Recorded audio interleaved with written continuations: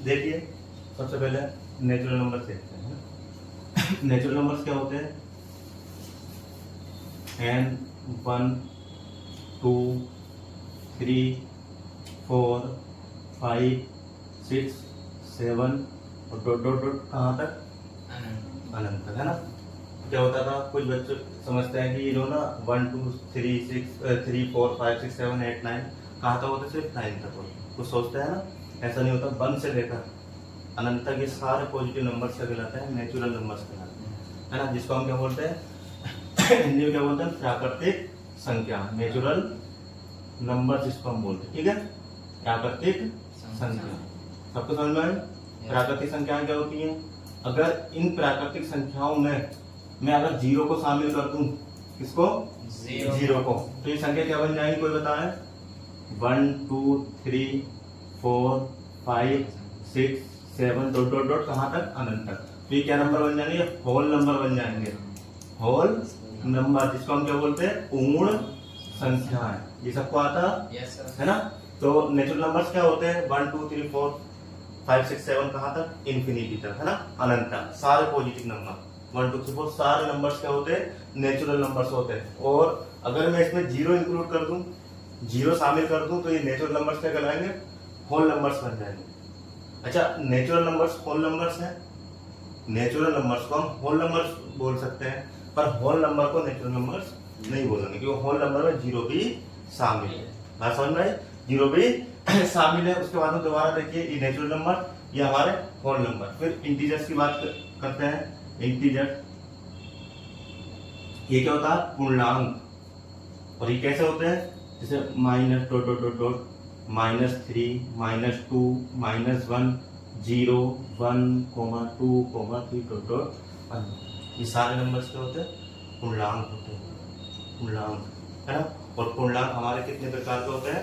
2 प्रकार के होते हैं। एक होता है हमारा, इसको हम क्या बोलते हैं हिंदी में? पूर्णांक। अच्छा, अक्सर कंफ्यूज रहते हैं आप कि पूर्ण संख्या और पूर्णांक में क्या अंतर है ना। तो पूर्ण संख्या आपकी हमेशा पॉजिटिव होंगी। पूर्ण संख्या जो होंगी ना आपकी कैसी होंगी? हमेशा पॉजिटिव होंगी। लेकिन पूर्णांक आपका निगेटिव भी हो सकता है और पॉजिटिव भी हो सकता है, ठीक है। पूर्णांक आपका पॉजिटिव भी हो सकता है, निगेटिव भी हो सकता है, लेकिन पूर्ण संख्या आपकी हमेशा पॉजिटिव ही नंबर आपका होगा, ठीक है। समझ में? पूर्णांक आपके 2 प्रकार के होते हैं। एक होता है धन पूर्णांक और एक होता है, बताओ, ऋण पूर्णांक, ठीक है। ऋण पूर्णांक। धन पूर्णांक क्या होता? जैसे मैंने लिखा प्लस का 1 प्लस का 2 प्लस का 3, और मैंने लिखा माइनस का 3 माइनस का 2 माइनस का 1। बात समझ में आई? है ना। तो ये कहाँ था? इन्फिनिटी तक। और ये भी कहाँ पर? इधर इन्फिनिटी तक, है ना। जीरो हमारा न्यूट्रल होता है, इसको हम उदासीन बोलते हैं, ठीक है। जीरो इसको हम क्या बोलते हैं? उदासीन बोलते हैं, कि ना पॉजिटिव ना निगेटिव। बात समझ में आई? ठीक है। ये हमारा क्या हो गया? पूर्णांक हो गया, धन पूर्णांक, ऋण पूर्णांक, ठीक है। ये पहला प्रकार हमारा नेचुरल नंबर्स, दूसरा होल नंबर्स, और तीसरा हमारा क्या होता है? इंटीजर्स होता है। तीसरा हमारा क्या होता है? इंटीजर्स होता है। चौथा नंबर देखिए, सबको समझ में आ रहा है ना। आप बाद में आए थे, आपको समझ में आ रहा है। चौथा नंबर देखिए, चौथा नंबर क्या होता है हमारा? परिमेय संख्या, रेशनल नंबर जिसको हम बोलते हैं, रेशनल नंबर। कोई बताया रेशनल नंबर क्या होता है? परिमेय संख्या क्या होती है ना, जिसको हम p/q की फॉर्म में लिख सकते हैं, वही तो रेशनल नंबर होता ना। और क्या होता? q does not equal 0। q हमारा 0 के बराबर में नहीं होना चाहिए। क्यों नहीं होना चाहिए? अगर q को हमने 0 लिख दिया तो p/0 क्या होगा? अनंत होगा। अनंत का मतलब क्या है? कि हम जिसको डिफाइन नहीं कर सकते। तो जो चीज डिफाइन नहीं कर सकते वो लिख भी नहीं सकते।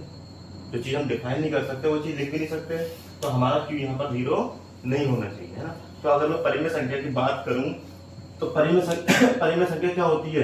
जैसे मैंने लिखा 3 2 1, ठीक है, 0, और आपको लिख लो कुछ भी 3 2 1 0। ये सारी क्या हमारी परिमेय, और लिख लो 3/2 1/2 5/6, ये सारी क्या है? परिमेय संख्या। सबको आता है?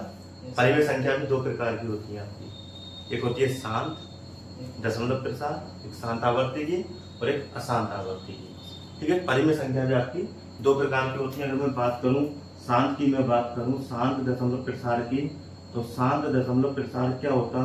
कोई बताए मुझे? है जो बार बार रिपीट नहीं होती है। नहीं, शांत दशमलव प्रसार का मतलब होता है कि अगर आप किसी संख्या को किसी संख्या से भाग दें तो भागफल कितना, तो शेषफल कितना आता है, शेषफल अगर 0 आता है तो वह परिमेय संख्या क्या कहलाती है, शांत दशमलव कहलाती है।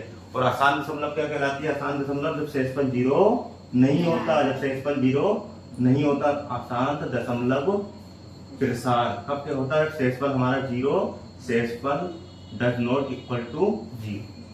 इतनी बात समझ में आई है ना, ये शांत दशमलव प्रसार और ये अशांत दशमलव प्रसार, ठीक है ना। इसके अलावा 5वां नंबर आपका होता क्या होता, इरेशनल नंबर, इरेशनल नंबर है ना, इरेशनल नंबर। बताओ कोई इरेशनल नंबर क्या होते हैं, जिसको हम पी बाई क्यू की फॉर्म में नहीं लिख सकते है ना, पी बाई क्यू की फॉर्म में नहीं लिख सकते।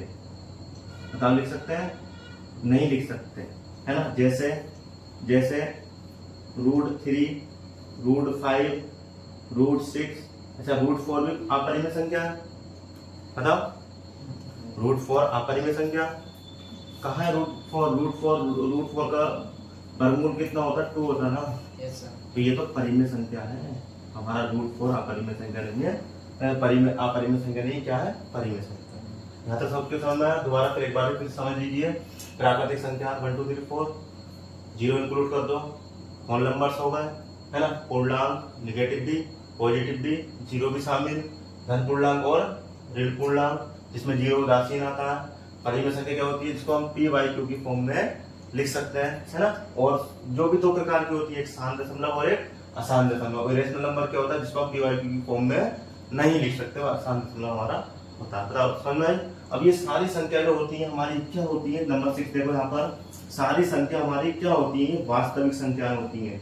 ये तो समझ में आया, वास्तविक संख्या। वास्तविक संख्या में क्या आता, सारी परिमेय संख्या, सारी अपरिमेय संख्या, ठीक है। ये देखो परिमेय संख्या, अपरिमेय संख्या, इंटीजर्स, होल नंबर्स, प्राकृतिक, सब कुछ इंक्लूड होता है किसमें, वास्तविक संख्याओं में, ठीक है। तो वास्तविक संख्या क्या होती है हमारी, और रियल नंबर्स क्या होती है, जैसे लिख लो आप -3, -2.5 और लिख लो 0, 1, 1/2 और √3, ऐसे लिख लो। ये सारी क्या होगी हमारी वास्तविक संख्या होगी, जिसको हम रियल लाइन पे ड्रॉ कर सकते हैं है ना। उसके बाद में 7वां नंबर होता है हमारी काल्पनिक संख्या है। काल्पनिक संख्या बताओ क्या होती है, कोई बताओ काल्पनिक संख्या है, इतनी बार करा दिया, जिनका वर्ग क्या हो, जिनका वर्ग निगेटिव है ना, निगेटिव साइन देता हो, ये तो है साइन देता हो, उसको हम क्या बोलते हैं, इमेजिनरी नंबर्स बोलते हैं, ठीक है। बताओ समझ में आया, ठीक है।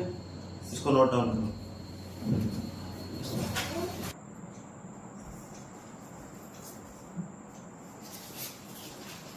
देखो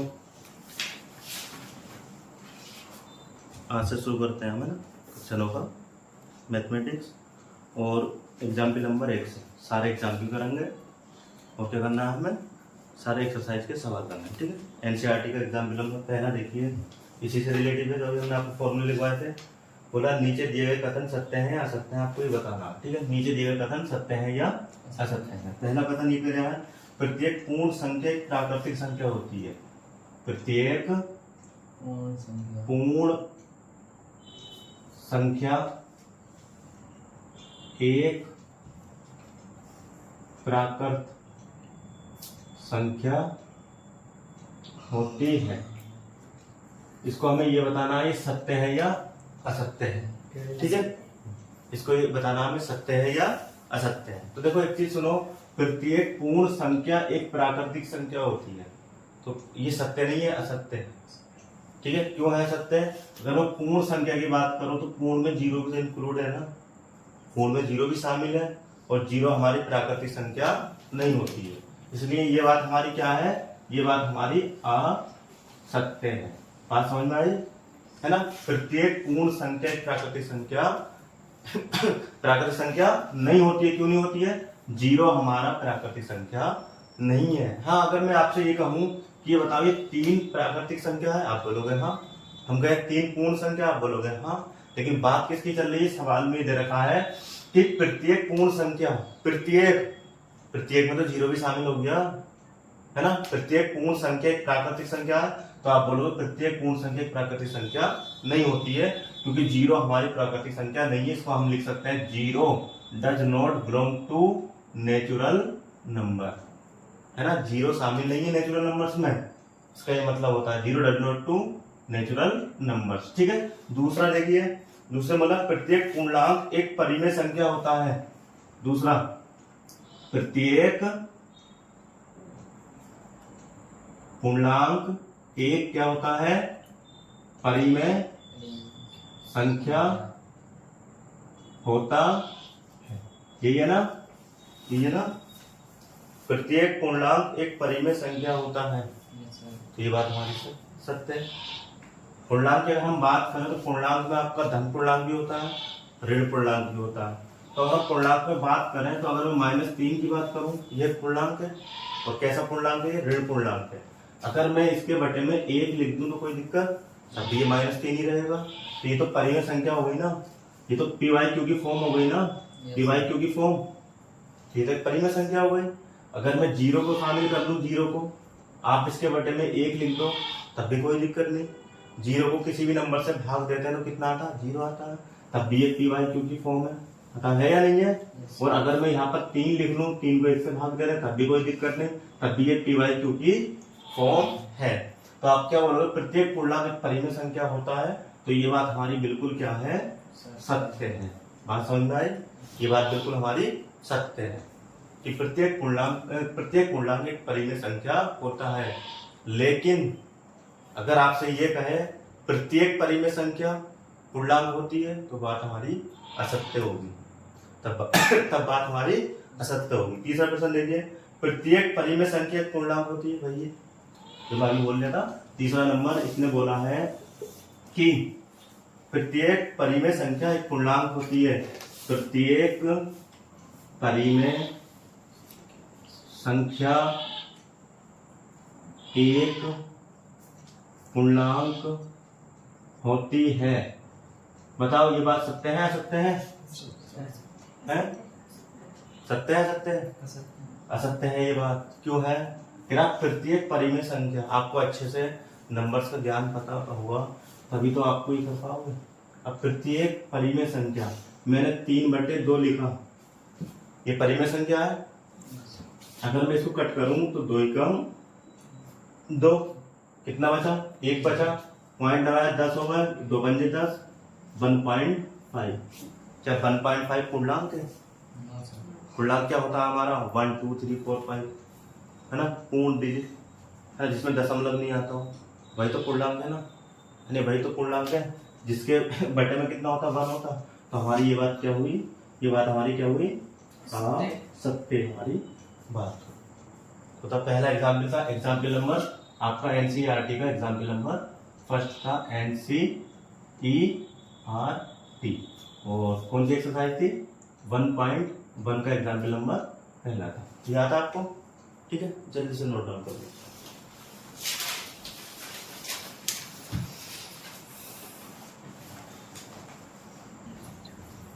चलो एग्जाम्पल नंबर 2 देखिए, 1 और 2 के बीच 5 परिमेय संख्या ज्ञात कीजिए, है ना। तो यहाँ पर आपको 2 मेथड सिखाएंगे परिमेय संख्या ज्ञात करने के, बीच की, है ना। 1 और 2 के बीच में 5 परिमेय संख्या ज्ञात कीजिए, है ना। मेथड आपको 2 सिखाएंगे। देखो पहला मेथड देखिए, अगर आपके पास में 1 और 2 के बीच में 5 परिमेय संख्या ज्ञात करनी है तो आप 1 और 2 के बीच में परिमेय संख्या निकाल लो, 1 और 2/2। ये कैसे करा हमने? इन दोनों को जोड़ दिया और 2 से भाग दे दिया, तो हमें कितना मिला? 3/2। ये क्या हुआ? हमें 1 और 2 के बीच की परिमेय संख्या मिल गई। 1 और 2 के बीच की परिमेय संख्या था 3/2। हम लिख सकते हैं ना इसको 1, 3/2, 2। एक तरीका ये हो गया, ये 3/2 आई, है ना। देखो एक संख्या मिल गई। इसी तरीके से हमें कितनी संख्या देखनी है? 5 संख्या देखनी है। अब क्या करना है? अब हमें इसके और इसके बीच की परिमेय संख्या देखनी है। इसके और इसके बीच की परिमेय संख्या देखनी है। तो देखें, तो 1 और 3/2 के बीच की परिमेय संख्या कैसे निकलेगी बताओ? 1 प्लस 3/2/2। आप यहाँ पर गुणा भाग करना भी सीखोगे, कैलकुलेशन भी सीखोगे। बताओ इन दोनों के बीच की परिमेय संख्या कैसे निकालोगे? इन दोनों को आपस में जोड़ दोगे और 2 से भाग। तो कैसे करेंगे हम? तिरछी गुणा या एलसीएम लेके 2 प्लस 3/2/2, वो बटे का बटे नीचे आ गया। 2 और 3 कितना होता? 5, और 2 नीचे आ कितना हो गया? 4 हो गया। कितना हो गया? 4। कोमल फिर देखो 3/2 प्लस 2 और बटे कितना? 2। इसको कैसे हल करेंगे? 3 2 दूनी 4/2/2। 3 और 4 कितना होता? 7/4। तो ये क्या हुआ हमारे पास में? देखो पहला नंबर 1 था, फिर 3/2 मिला, फिर 5/4 मिला, फिर 7/4 मिला, फिर कितना मिला? 2। कितने नंबर निकालने थे? 5 परिमेय संख्या निकालनी थी, और कितनी निकल गई? 1 2 3 निकल गई, है ना। अभी हमें और निकालनी है। तो इसी तरीके से आप क्या करोगे? आप इन दोनों के बीच निकाल लो, एक इन दोनों के बीच निकाल लो। तो अगली परिमेय संख्या आप कैसे निकालोगे? 3/2 में आपने 5/4 जोड़ दिया, है ना, और 2 से भाग दे दी। ठीक है, देखो ध्यान से देखो क्या हो रहा है। 2 से भाग क्यों होगी? जैसे अगर मैंने आपको कहा मेरे पास में 3 और 5 है, इसके मध्य नंबर बताओ, इसके मध्य नंबर बताओ क्या होगा? तो इसका मध्य नंबर क्या होगा? दोनों संख्याओं को आपस में जोड़ दो और 2 से भाग दे। तो 3 और 5 कितना होता? 8। 8 को 2 से भाग दी तो 2 चौक 8, मतलब कितना है? 4। 3 और 5 के बीच में 4 तो होता है। तो सर्वप्रथम हमने क्या करा? सबसे पहले हमने 1 और 2 के बीच में परिमेय संख्या निकाली 3/2। तो नंबर हमारे पास कितना होगा? 3 होगा। फिर हमने इन दोनों के बीच में निकाली, फिर एक इसके बीच में निकाली, नंबर कितना होगा हमारे पास में? टोटल 5 हो गए। और हमें कितनी निकालनी है? 5 परिमेय संख्या निकालनी है 1 और 2 से अलग। कितनी निकल गई? 3 संख्या निकल गई। तो निकालो, 2 निकालो। तो अब इसको देखो, इसको और इसको जोड़ा, वो कितने से भाग? 2 से भाग, क्योंकि इसके बीच का नंबर निकालना चाहते हैं। कोमल देखो यहाँ से 2 और 4 का एलसीएम कितना होता? 4 होगा ना। और 2 का पहाड़ा 4 में कितनी बार? 2 बार। 2 गुना 3 से 2 तिया 6। 4 का पहाड़ा 4 में 1 बार। 1 गुना 5 से 5 का 5, और बटे 2। तो कितना हो गया? 6 5 11। 4 आपका नीचे आ गया। 4 दूनी 8। तो यहाँ पर देखो 5/4 प्लस 7/4, और बटे में कितना? 2। यहाँ पर एलसीएम कितना है? 4। और जब एलसीएम सेम होता, बटे हम जब सेम होता दोनों के बटे में, तो हम ऊपर के नंबर ऐसे ही लिख देते हैं। 5 प्लस 7/2। 5 7 कितना? 12, और 4 नीचे आ गया। 4 गुणा 2। 4 से इसको कट भी तो कर सकते हैं। 4 तिया 12। ठीक है, 4 तिया 12। तो कितना हो गया? 3/2 हो गया। एक नंबर हमारा रिपीट हो गया। ध्यान से देखो, तो कितने नंबर हो गए? देखो 1 2 3, और ये चौथा, है ना, ये चौथा नंबर। अभी हमें एक और निकालना। 3/2 हम निकाल चुके हैं ना। तो अब 3/2 से अगला नंबर निकालना। तो एक काम करो, एक नंबर निकाल लो ऐसे करके, 7/4 और प्लस 2, इनके बीच का निकालना, है ना।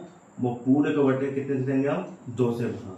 तो बताइए 7 प्लस 4 दूनी 8/4/2। 7 8 15, और 4 दूनी 8। तो 30 नंबर हो गया। इसलिए 5 परिमेय संख्या, 5 परिमेय संख्या। बताओ क्या क्या हुई? 3/2, 5/4, ठीक है, 7/4, और ये हमने निकाला हमने 15/8। अच्छा एक और देखिए, है ना, 11/8, और एक 15/8। 1 2 3 4 5। बताओ, एक तरीका ये था, है ना। ठीक है, आपको ज्यादा से ज्यादा प्रैक्टिस करनी है। क्या करा ये चीज समझने में क्या हुआ है? 1 और 2 के बीच में, अच्छा एक बात बताओ, मैं आपसे कहूँ 1 और 2 के बीच में कितनी परिमेय संख्या होंगी? बताओ, किन्हीं भी दो नंबर्स के बीच में कितनी परिमेय संख्या होती है? अनंत होती है। कितनी होती है? अनंत होती है। हमसे तो सिर्फ 5 पूछा है नहीं है, और होती कितनी है? अनंत होती है। तो 5 कैसे निकालेंगे? एक मेथड आपका ये था कि आपको, एक पहला मेथड आपका ये था कि आपको क्या करना है, कि इन दोनों नंबर का बीच का नंबर देखो, आपको 3 नंबर बन जाएंगे, फिर उनके बीच का देखो आपको 5 मिल जाएंगे, फिर उनके बीच का देखो आपको 7 मिल जाएंगे। इसी तरीके से आपको नंबर मिल जाएंगे, जितनी आपकी जरूरत है इतने आप निकाल सकते हो। अगला नंबर आप क्या कर सकते थे, इसको और इसके बीच का निकाल लेते, इसके बीच का निकाल लेते, इस तरीके से निकलते चले जाते। तो ये तरीका समझ में आया आपके, है ना? Note down.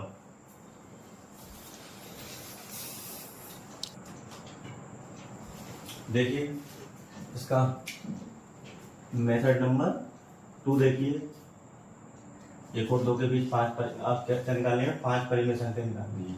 तो n का मान कितना निकालना है, 5 निकालना है। तो हम क्या करेंगे, जिसके बीच में संख्या निकालनी है आपको 1 और 2 के बीच में, है ना? आपको क्या करना है, आपको गुणा करनी है n+1 से गुणा और n+1 से भाग।